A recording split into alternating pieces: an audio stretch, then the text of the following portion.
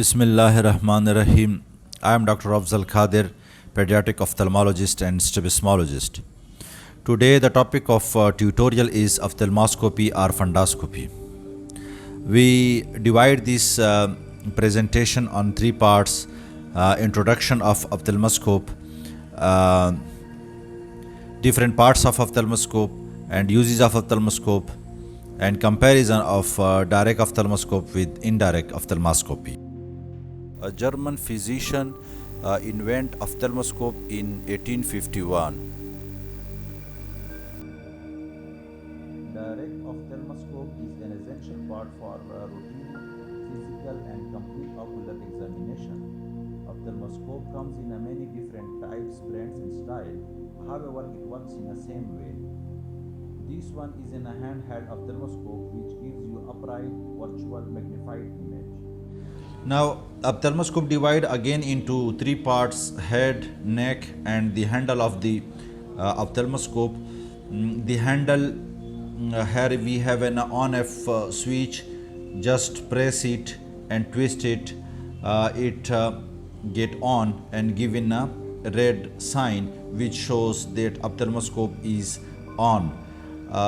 While twisting, it shows the light intensity, that how much light intensity you need.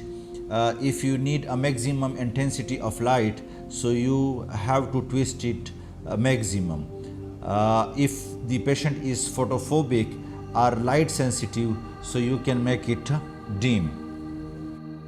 It's also called rheostat, which adjusts the intensity of light. The practitioner side shows the upper elevation part in a horizontal form is a brow rest, while you can put the practitioner should put an brow on that very part. The viewing window, you can examine the interior and posterior segment of the eye. It reflects by that viewing window, and the dioptric power of display is showing the power under use, whether it is a minus or plus lens.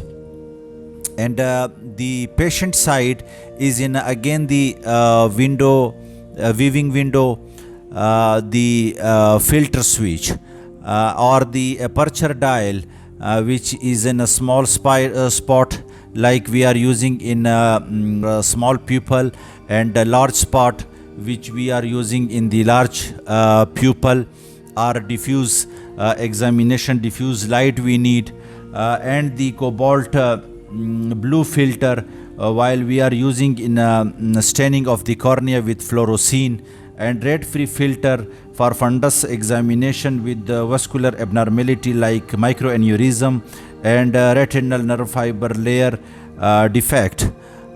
In the slit beam, we used to examine the contour abnormality of the cornea, lens and the retina.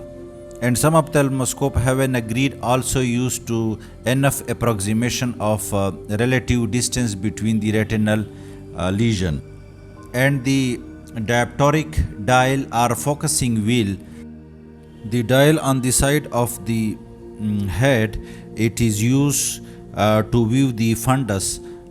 The green and black color are plus lenses which are clockwise, while the anti-clockwise are red in color are minus lenses.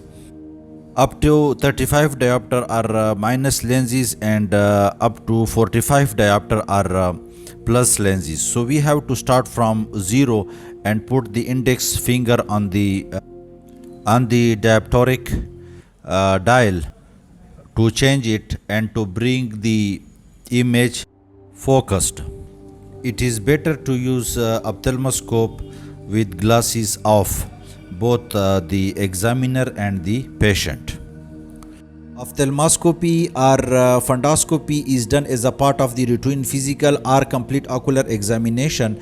So for systemic diseases, we look for the retinal vascular diseases and vascular occlusion like diabetic retinopathy, hypertensive retinopathy, sickle cell retinopathy, and central retinal vein occlusion, central retinal artery occlusion, papilledema, and for ocular pathology like glaucoma, retinal detachment, cataract, corneal opacity.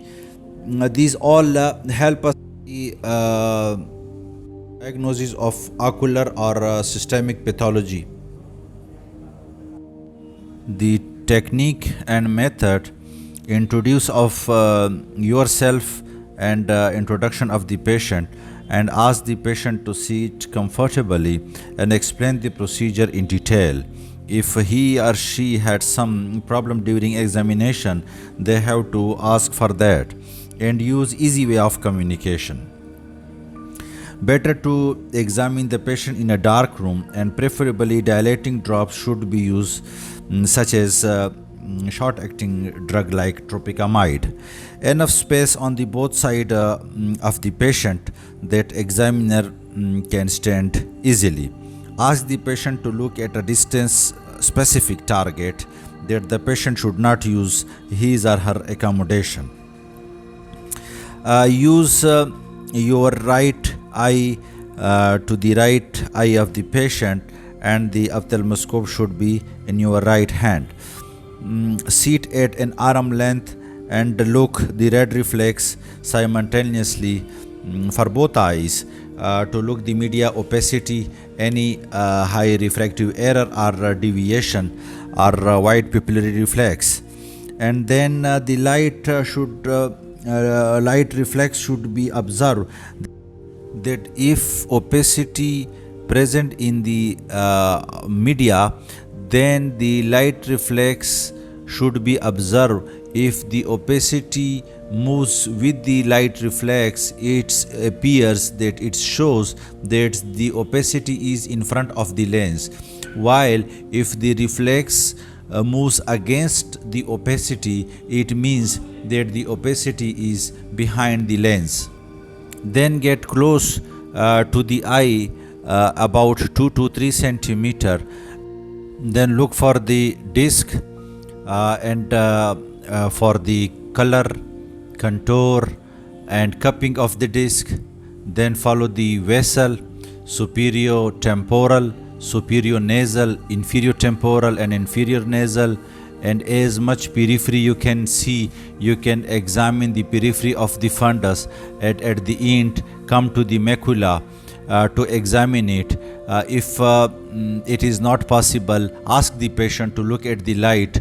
It will come on the macula. At the end, give your expert opinion regarding the fundus and explain to the patient also. So this all about the ophthalmoscopy and fundoscopy. I am very thankful to you for your patience. We will come with the next tutorial related to ophthalmology.